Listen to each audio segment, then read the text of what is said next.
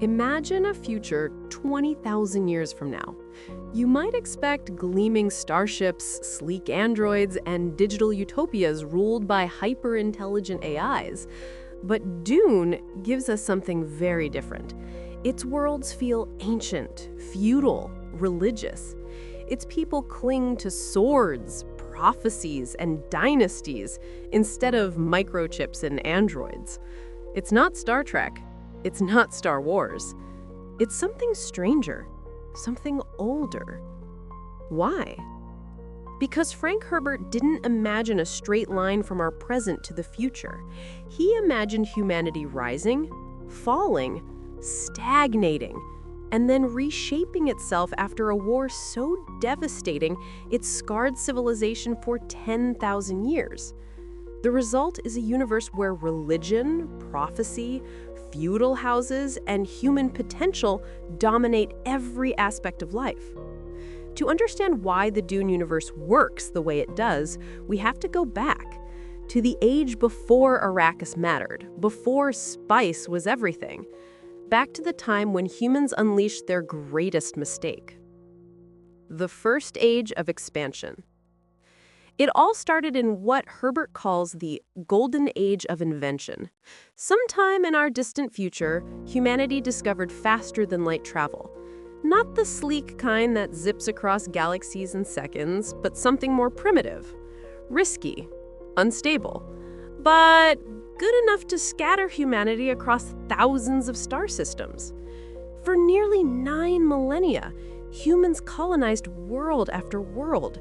They built cities under alien skies, terraformed barren rocks, and adapted to strange new environments. Cultures splintered, languages evolved, and dynasties rose. Humanity became a species of countless faces, united only by its technology. But there was a problem. Technology plateaued. For all its wonders, human civilization became stagnant. Machines did the thinking. Machines built the homes. Machines ran the economy. Humanity grew decadent, soft, reliant on the very systems it had created. The spark of invention dulled. And, as is often the case in science fiction and perhaps in real life, the moment we let machines do all the thinking is the moment we lose control. The rise of the thinking machines. At first, AI was harmless. They were obedient servants, perfect administrators. Computers solved problems faster than any human, ensuring wealth and stability. Soon, humans trusted them with more power, governance, war strategy, resource management.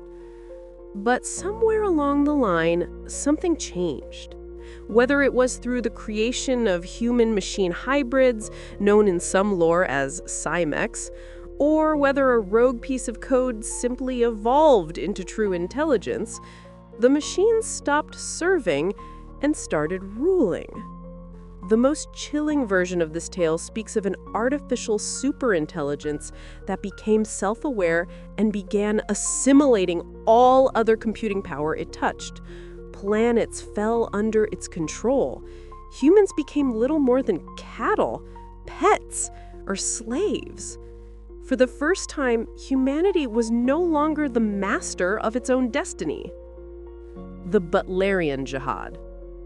And then, humans fought back. The Butlerian Jihad was not a clean war. It was a holy war, a desperate, multi-generational struggle where humanity clawed its way back from extinction.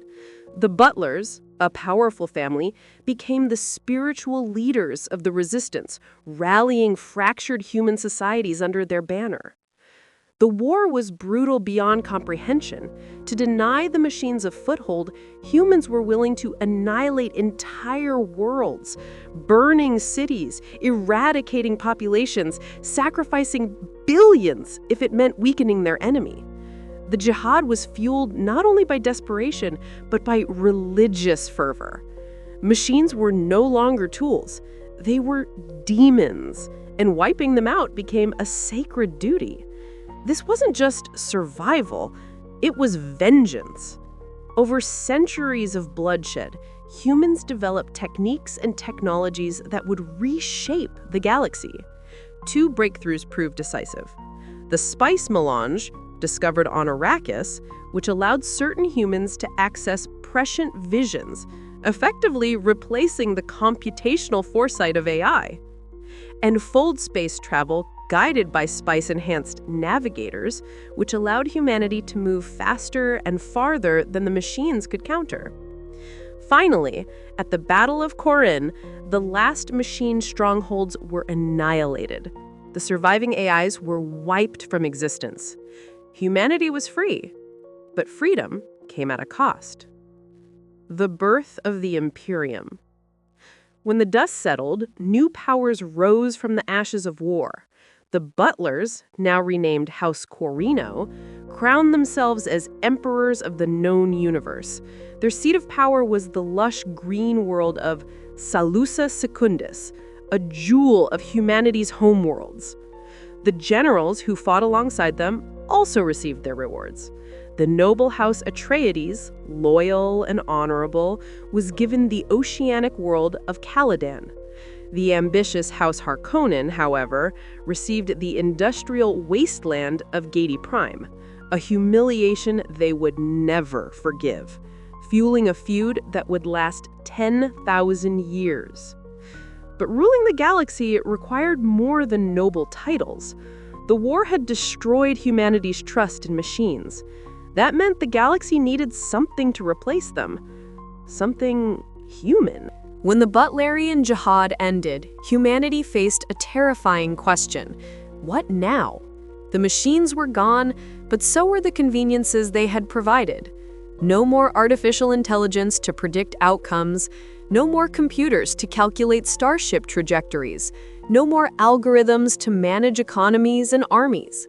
Humanity had burned its crutches and now had to learn how to walk again, on its own. Out of this crisis, something remarkable happened. New traditions, new disciplines, and new schools arose. These weren't just universities or training programs, they were ways of life.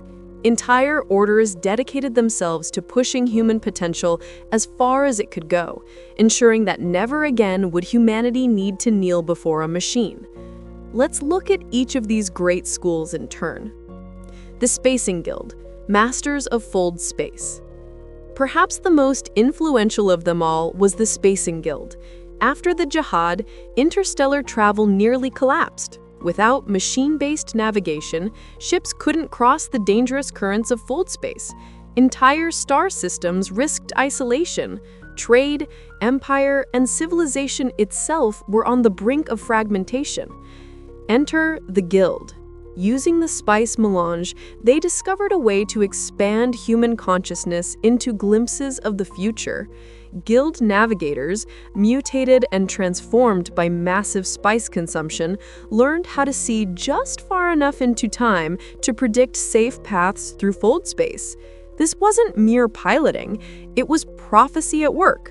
The navigators didn't calculate trajectories like computers had. They saw them. They bent their awareness across time and space, guiding starships through impossible journeys. And once they mastered this, the galaxy was theirs. No one could travel between stars without the Guild. No emperor, no house, no army could move without paying their price. Their monopoly on travel made them untouchable, and their secrecy made them feared. By the time of Paul Atreides, the Guild had become so powerful that even the Emperor himself had to negotiate with them. They weren't just pilots, they were the silent kings of the stars. The Bene Gesserit sisterhood, the hidden empire. If the Guild ruled the stars, the Bene Gesserit ruled hearts and minds. Formed as a secretive sisterhood, the Bene Gesserit understood that while machines had once dominated humanity through cold logic, true power lay in flesh, blood, and belief. They dedicated themselves to mastering the human body, training their members in near total control of muscles, metabolism, and even the chemical balances of their own nervous systems. A Bene Gesserit could change her heart rate at will. She could detect lies through the slightest shifts in tone. She could bend others to her will using the voice, a manipulation technique that made obedience irresistible. But their ambitions went much deeper. They became genetic shepherds, guiding bloodlines over centuries in pursuit of one goal: the creation of the Kwisatz Haderach, a male Bene Gesserit with the power to see both past and future, to bridge the gap in human consciousness that even they could not. And they were patient. For generations, they seeded religions across the galaxy, crafting prophecies and myths they could one day exploit. When a Bene Gesserit sister was stranded on a world, she could call upon these Missionaria Protectiva legends to appear as a foretold savior. It was psychological warfare on a civilizational scale. In a galaxy without thinking machines, the Bene Gesserit made sure they were the ones doing the thinking and the manipulating. The Mentats, the human computers. While the Guild took over navigation, the Bene Gesserit took over politics and prophecy, there was still the question of raw calculation. Without machines, who would do the math? Who would run the simulations? Who would design strategies in war and balance economies in peace? That role fell to the Mentats. Mentats were humans trained from childhood to become living computers. Through mnemonic techniques, heightened perception, and rigorous mental conditioning, they could process data, detect patterns, and calculate probabilities at machine-like speeds. In many cases, they even surpassed their predecessor computers because Mentats could incorporate intuition and human insight alongside pure logic. They became indispensable to the great houses. A duke or baron without a Mentat was like a commander without a general. The best Mentats could analyze a situation with terrifying precision, predicting outcomes before they even began. But Mentats weren't more than calculators. They were advisors, truth seekers, and sometimes manipulators in their own right. The great irony was that humanity created them to avoid becoming dependent on machines again, but in doing so, they created humans that functioned almost exactly like machines.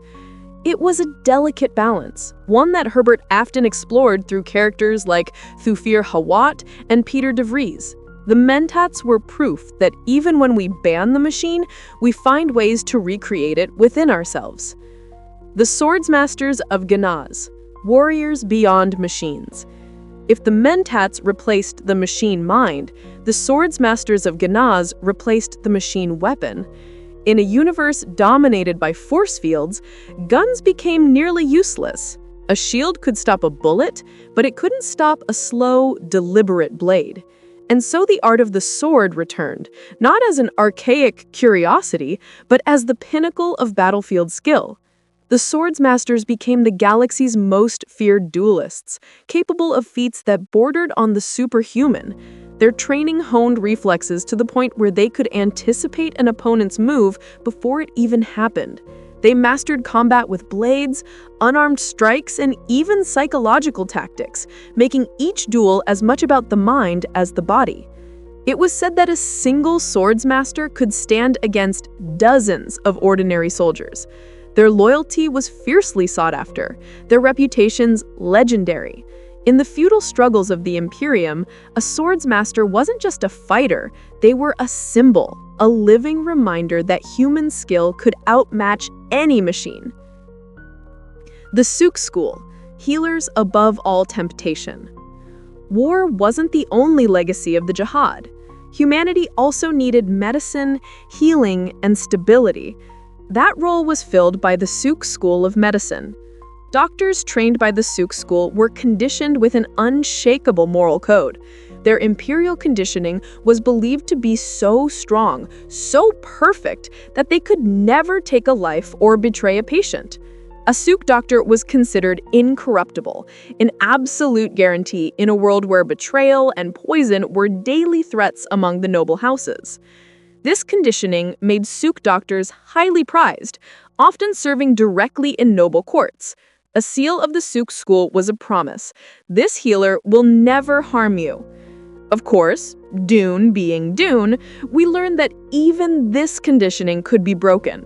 Dr. Ewith's betrayal of House Atreides shows that no system is perfect, no safeguard absolute. But that only makes the Suk school more fascinating. They represent humanity's desperate attempt to engineer morality itself. And then there were the Bene Gesserit, masters of forbidden flesh. If the guild ruled travel, the Bene Gesserit ruled politics and prophecy, the Mentats ruled strategy, and the Suk ruled medicine, then the Tleilaxu ruled the shadows. They were genetic tinkerers, biologists, and manipulators of life itself. Unlike the other schools, the Tleilaxu thrived on secrecy and moral corruption. They created golas, clones grown from the cells of the dead, raising chilling questions about identity and memory. They engineered face dancers, shapeshifters capable of replacing anyone, infiltrating courts and governments. They played with forbidden ideas, twisted mutations, genetic shortcuts, the blurring of human and machine. Other houses despised them, distrusted them, sometimes even outlawed them, but they could never quite eliminate them. The Tleilaxu always had something useful to sell. They were the dark mirror of the Bene Gesserit. Where the sisterhood sought to elevate humanity, the Tleilaxu reveled in how far it could be degraded. They were a reminder that the Jihad didn't eliminate humanity's capacity for evil. It just redirected it inward. The Orange Catholic Bible and the ban on machines. But perhaps the most lasting legacy of the Jihad was not political or technological, but spiritual. On old Earth, survivors of the war gathered to forge a universal doctrine, the Orange Catholic Bible. This strange text tried to unify humanity's countless religions into one framework. It wasn't perfect. In fact, it was often contradictory, but it contained one absolute law. Thou shalt not make a machine in the likeness of a human mind.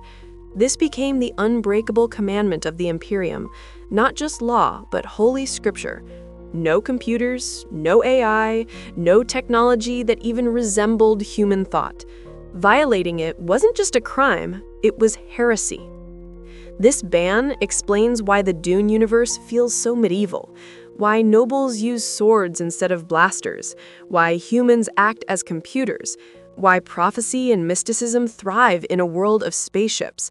Technology wasn't lost, it was deliberately forbidden.